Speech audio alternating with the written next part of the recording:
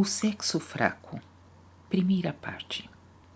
Se quiserdes reconhecer tudo quanto está errado nas acepções, costumes e hábitos de até agora desses seres humanos terrenos, não vos custará muito esforço, pois nada tendes a fazer senão apanhar qualquer expressão e examiná-la profundamente.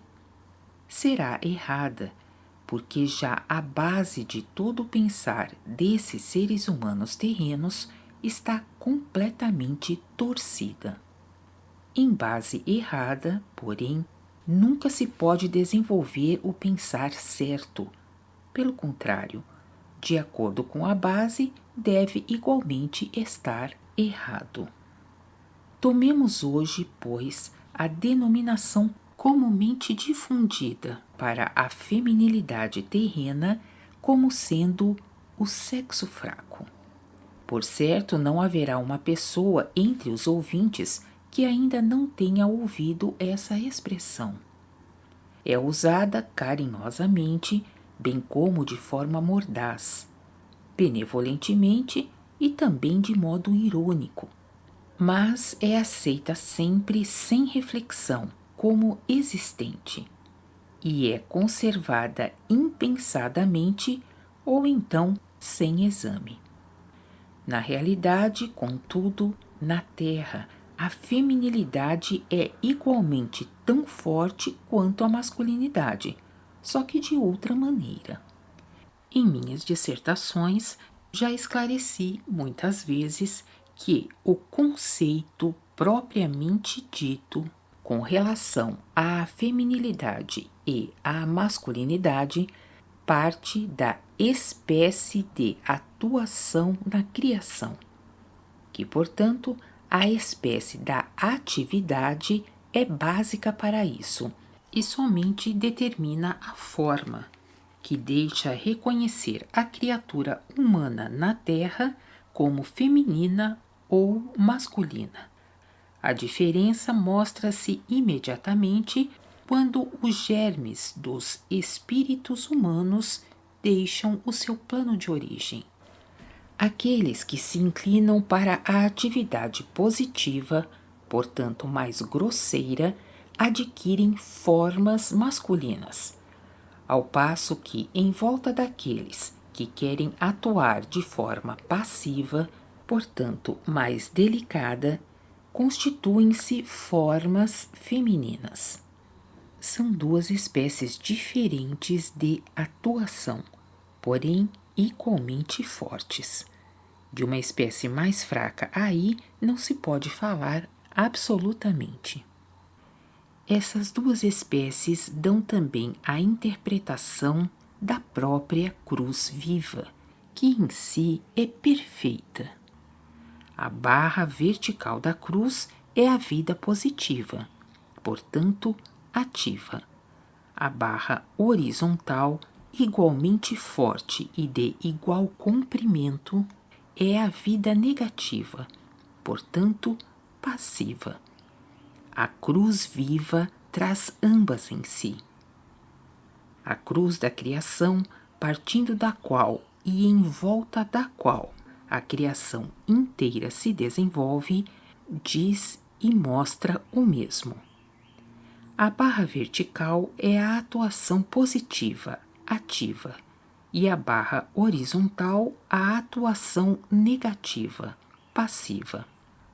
Os anciãos na esfera divina, que são simultaneamente os guardiões do Santo Graal, na parte divina do Supremo Templo do Graal, mostram em suas irradiações igualmente a cruz isósceles. Neles, porém, não é a própria cruz viva que constitui a sua irradiação, mas deixa reconhecer que esses anciãos são espíritos completos em sua espécie, trazendo integralmente ambos em si, o ativo e o passivo, em harmonioso atuar. Na criação, porém, o ativo é separado do passivo em seus efeitos. Cada espírito traz em si ou apenas o ativo ou apenas o passivo, como depois se repete também com as sementes espirituais. Estas atuam ou passiva ou ativamente, uma ao lado da outra, e contudo almejam permanentemente uma pela outra, uma vez que ambas as espécies somente podem realizar algo completo na atuação conjunta. Completo, no entanto, somente quando ambas as espécies atuarem igualmente fortes e almejarem por um alvo, em direção à luz. Para poderem fazer isso, não precisam viver juntas em matrimônio terreno. Não precisam absolutamente estar estreitamente ligadas na matéria grosseira. Nem mesmo precisam se conhecer pessoalmente. Apenas o alvo deve ser um só, em direção à luz. Menciono isso expressamente para que não se tirem, por acaso, conclusões erradas de minha dissertação, pois matrimônios e aproximações físicas na matéria grosseira são uma coisa totalmente à parte, que não estão condicionadas com o almejar pela luz, mas, sendo puras, também não estorvam. Contudo, esta dissertação se destina, antes de mais nada, à expressão errônea, o sexo fraco. Aí eu não devo desviar-me demais, mas quero mostrar por que motivo pode surgir outrora a expressão e como pôde se manter continuamente. Isso, no fundo, não é tão difícil. Também vós podeis reconhecê-lo facilmente se quiserdes vos esforçar e examinar tudo, focalizando nitidamente o que o vosso próximo fala. Sabeis que toda a feminilidade na terra tem de manter despertado o anseio pela luz, como guardiã da chama do anseio pela luz, que conserva e conduz para cima. Para essa finalidade, desenvolve-se nela também a capacidade de intuição mais delicada, porque em seu impulso para a atividade mais delicada não se desligou dela tanto espírito enteral como na masculinidade, que se inclina para a atividade mais grosseira. Assim, cada mulher é receptora e mediadora de irradiações que a masculinidade não pode mais receber. A feminilidade aí se encontra meio degrau acima, mais voltada para a luz do que qualquer homem, pressuposto, naturalmente, que ela se situe de maneira certa e não desperdice as suas capacidades ou até as imuralhe. Que a mulher dispõe por causa disso de sensibilidades que o homem não traz mais em si e também não pode trazer pela espécie de sua atividade, uma vez que elas, em caso contrário, o impediriam de muitas coisas grosseiras que, no entanto, são necessárias, isso o homem intui de modo inconsciente.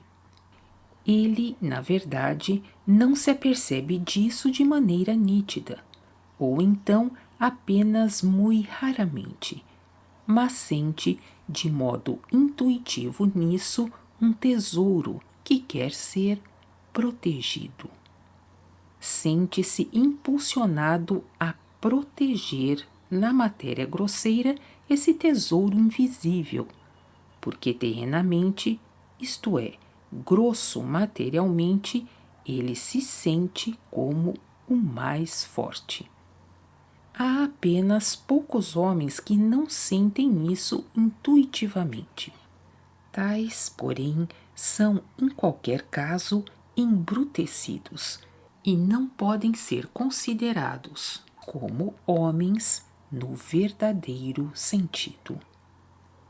A necessidade tácita, porque apenas inconscientemente intuída, de proteger, levou o homem, com o tempo, a ver erradamente na feminilidade o sexo mais fraco, que necessita de sua proteção. Essa denominação, portanto, não se origina acaso de má vontade ou de julgamento depreciativo, mas apenas da ignorância da verdadeira causa de suas próprias intuições. Continua na segunda parte.